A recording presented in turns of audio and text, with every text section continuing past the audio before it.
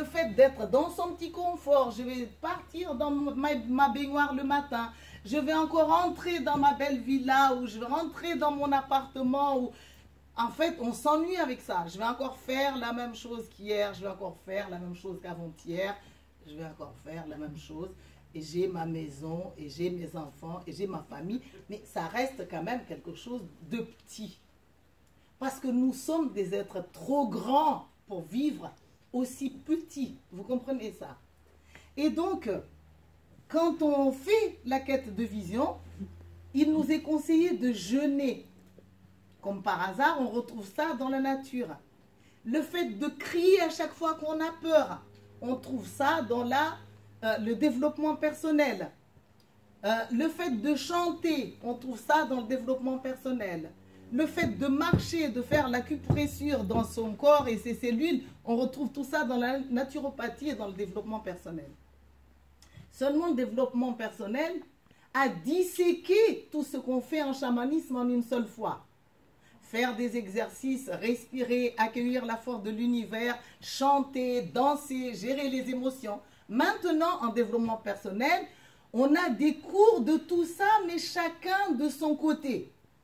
Alors qu'en chamanisme, vous faites les choses en une seule fois et dans cette seule fois se retrouvent tous les exercices qu'on retrouve en naturopathie et en développement personnel. Ça fait un moment que vous êtes assis. J'aimerais juste vous inviter à faire un premier exercice et je vous demanderai d'aller vraiment dans l'ouverture du cœur, dans la réceptivité, pour montrer que vous sortez de cette dépendance de vouloir appartenir au monde du sérieux, du conformisme. Je vous invite à vous lever et nous allons honorer un animal. Ça peut être le tigre, ça peut être l'ours, ça peut être la panthère, ça peut être le lion.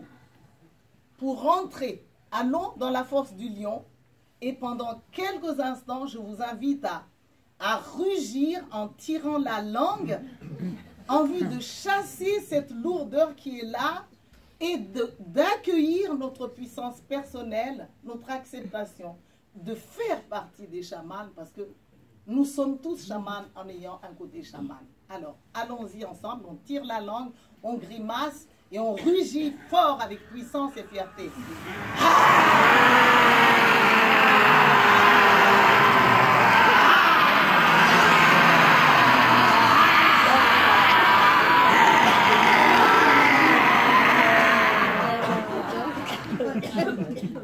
Une seconde de silence et intégrez ce qui se passe.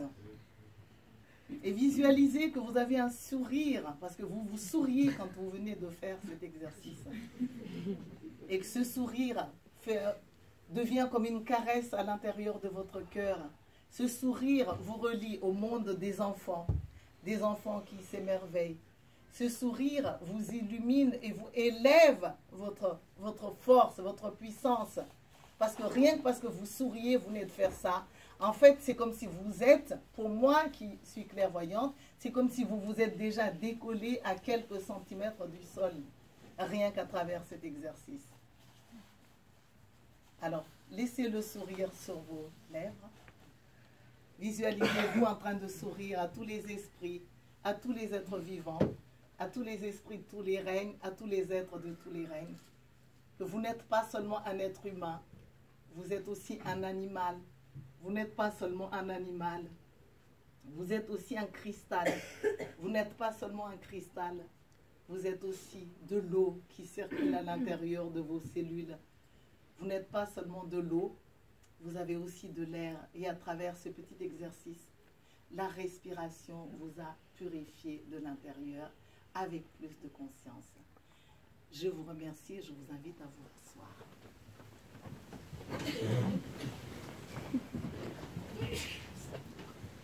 J'avais fait, il n'y a pas longtemps, une présentation des voyages que nous faisons pour pouvoir naître sur la Terre, de la traversée de toutes les sphères, jusque dans la matière, et refait le voyage de la matière lorsque nous mourrons pour revenir dans les sphères. Mais cette vidéoconférence, à elle seule, elle a mis presque 1h30. Donc, je ne veux pas refaire, mais je vous dis que c'est possible. Et d'ailleurs, j'ai fait des livres que vous pourrez voir. Je ne sais pas s'ils en ont chez Payot, là, stand 25-26, sur le voyage vers les sphères célestes, en dehors des livres sur le chamanisme. Mais si vous ne les trouvez pas là, vous les trouverez sur notre site, donc santéglobale.info. Alors, donc, il y a ce voyage.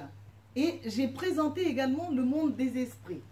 En fait, on pourrait dire que le monde des esprits se subdivise en royaumes. Et les royaumes se décomposent en univers parallèles.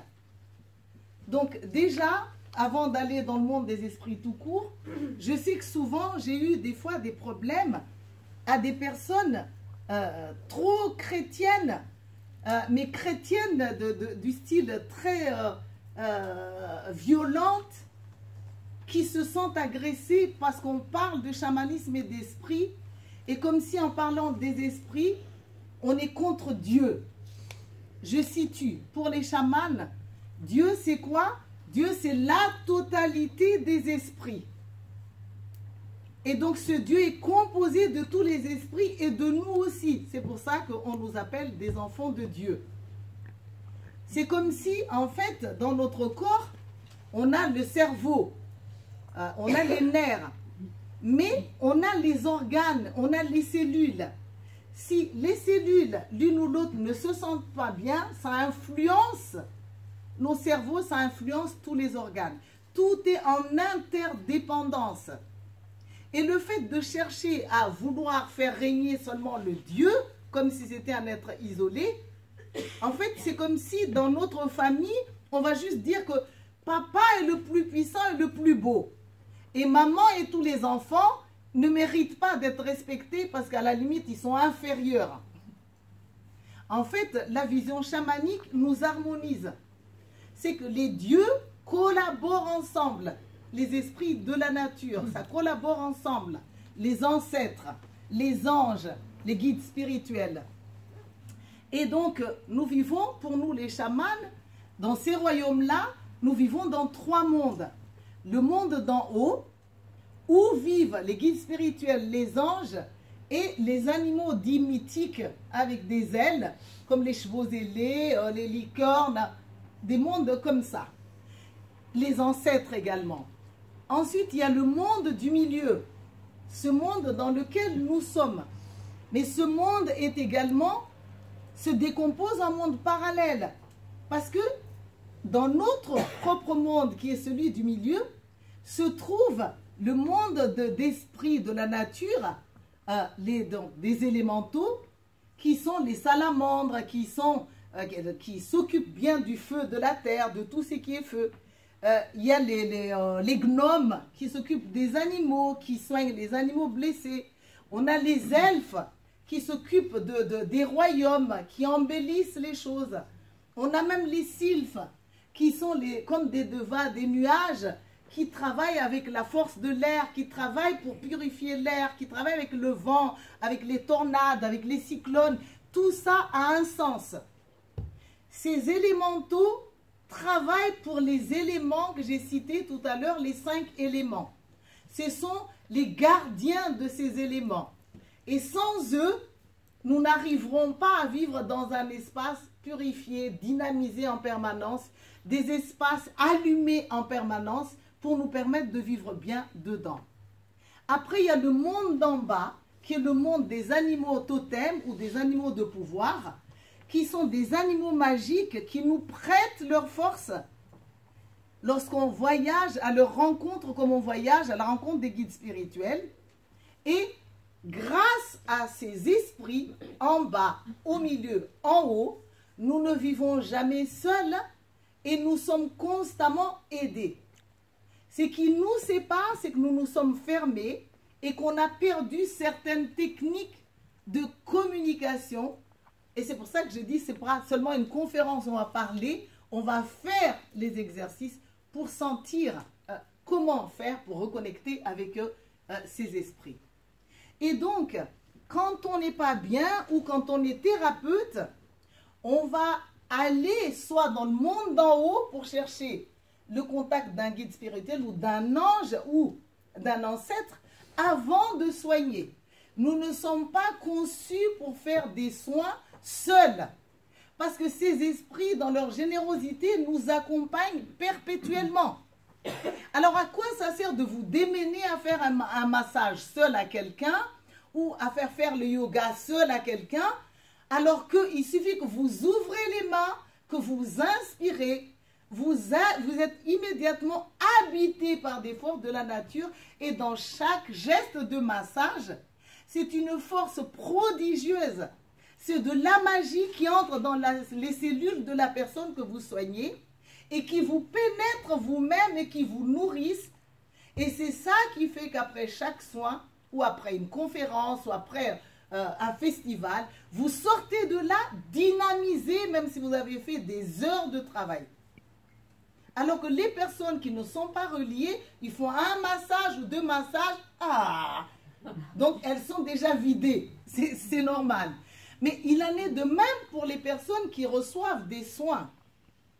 Si les personnes qui reçoivent des soins ou qui écoutent un enseignement ou qui assistent à un festival se rappellent qu'elle n'est pas seule pour recevoir des choses par hasard, elle va aider à ce que les soins se transforment vraiment en magie.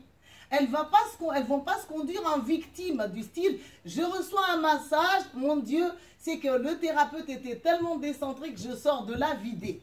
Ça, c'est parce que la personne elle-même ne s'est pas reliée à ses esprits pour que tout se passe bien, parce qu'il n'y a pas de place pour le hasard. Tout ce que nous vivons, c'est quelque chose que nous devons traverser et nous pouvons améliorer ces choses.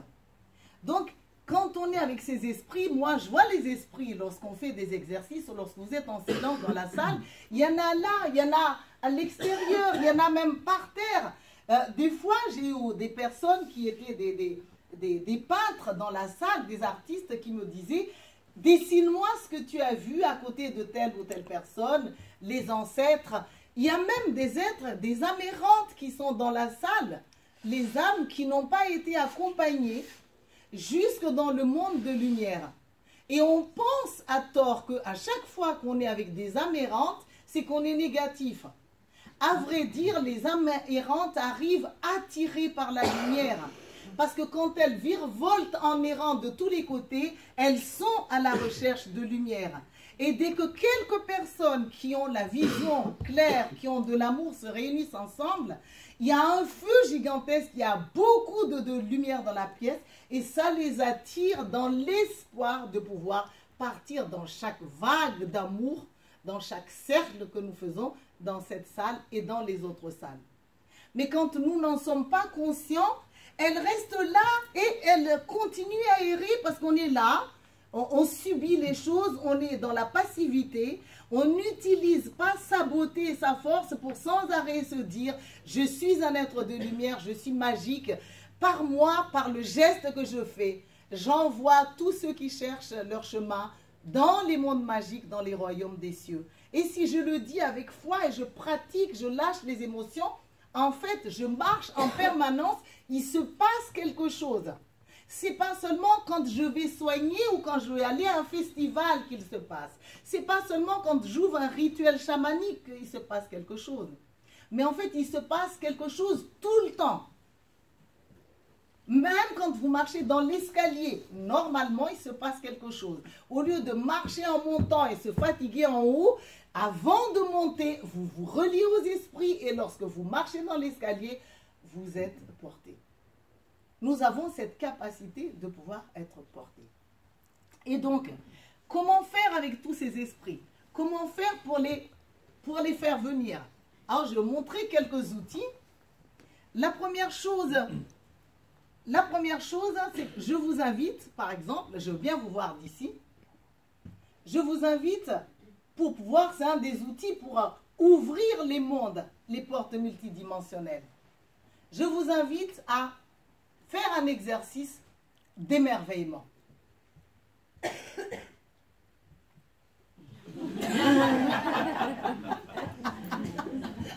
Je ne sais pas moi si vous... Je vous montre comment vous étiez.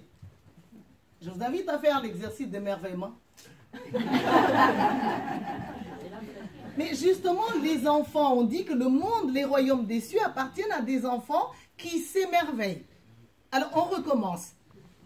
Vous allez entrer dans un monde, alors émerveillez-vous. Ah, ça va mieux, hein, ça va mieux. Est-ce que vous voyez pourquoi vous n'avez pas pu vous émerveiller? Je vous rappelle quelque chose que j'ai déjà entamé, qui est un enseignement que je porte depuis vraiment des années. Depuis ma naissance, je vois autour de la tête de chaque être des personnages. Ces personnages d'énergie, je les ai baptisés les sous-personnalités psychoactives ou les SPPA.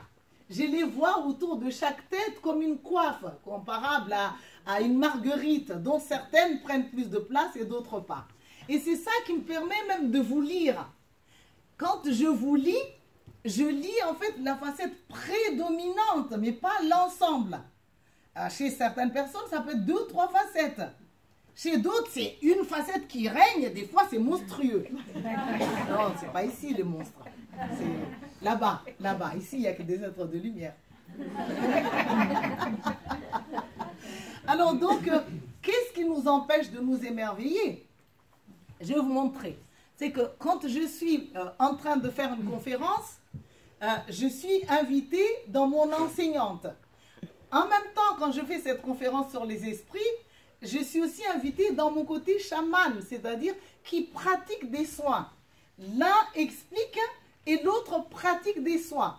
Les deux se donnent la main. Mais en même temps que je suis ça, dans cette même salle, je suis accompagnée de ma fille. Eh bien, par moment, rien que quand je vous parle, j'ai ma facette de maman qui dit qu'est-ce que ta fille entend de toi juste maintenant?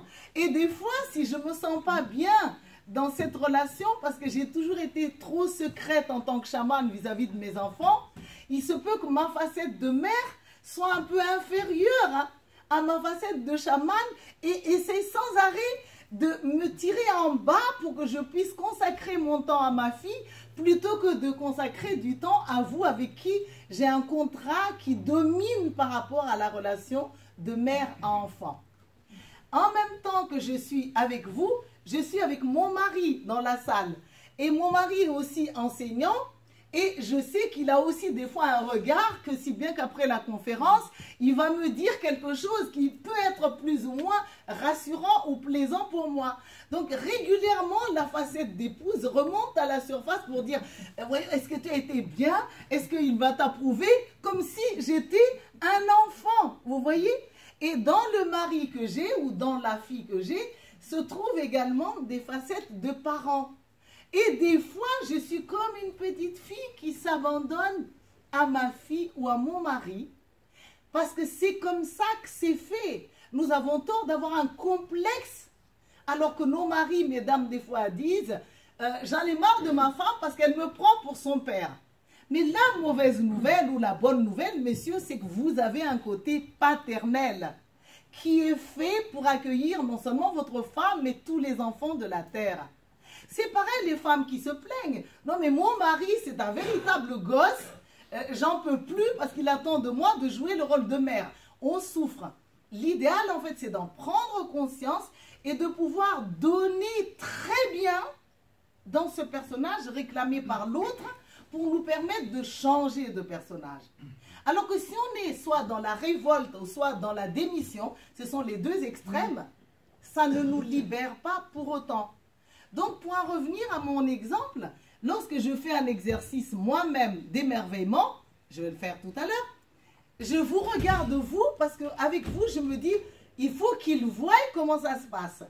Mais mes facettes dans le doute, ça peut être la facette qui dit, et comment mon mari va me voir quand je fais ça? Et comment ma fille va me voir quand je fais ça? Et même dans la salle, il y a des personnes que nous avons déjà formées. J'ai encore un autre regard quand mes yeux se posent sur ces personnes. Ça entraîne en fait des degrés de dépendance diverses. Et ça s'appelle être humain. On ne peut pas être simple parce que nous sommes des êtres complexes. C'est pareil, vous êtes dans la salle. Normalement, c'est la facette d'élève qui doit prédominer. Quand vous êtes élève dans la salle, vous buvez mes paroles, vous êtes roi. Mais si, dans la salle, vous avez un côté enseignant, chaman, qui se connaissent déjà dans le monde des esprits, qui connaissent déjà dans le soin, par moment, à votre insu, vous ne m'écoutez plus comme élève, mais vous m'écoutez comme un enseignant en compétition ou comme un chaman en compétition. Et là, le côté compétitif dit, oui, elle a dit ça, mais ce n'était pas exactement ça. Ou elle a dit si, mais elle n'a pas totalement complété. Si vous êtes honnête avec vous-même, vous pouvez tout à fait mettre le doigt sur ces personnages-là. Il y a même des moments où, lorsque je vous fais faire un exercice, et que vous êtes banquier, ou vous êtes avocat, ou vous êtes dans une profession, ou que vous accompagnez simplement votre femme, messieurs, et que vous n'étiez pas tellement d'accord à venir dans une conférence avec un tel sujet, il y a des moments, au moment de l'exercice, vous résistez. Et c'est ça qui fait qu'on ne peut pas entrer pleinement dans un exercice. Parce que les facettes qui sont contre peuvent être beaucoup plus importantes que les facettes qui sont déjà pour. Donc si je vais dans l'émerveillement moi-même,